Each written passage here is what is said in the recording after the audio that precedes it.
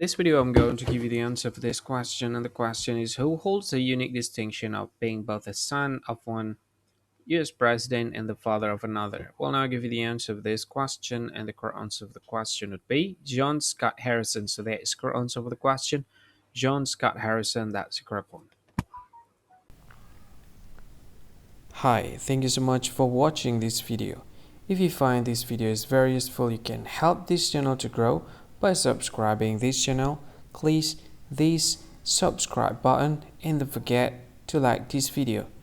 And if you find this video is not really good, or you don't really like this video, or you kind of feel that it's a little bit offensive or something like that, you can click this one, dislike button. You can do that anyway.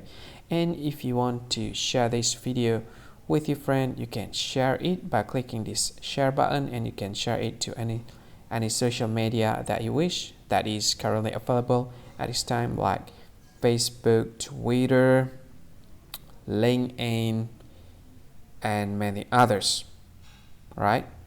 And if you want to add this video to your playlist, you can click this one. You can watch this video later, and you can find more options by clicking these three dots.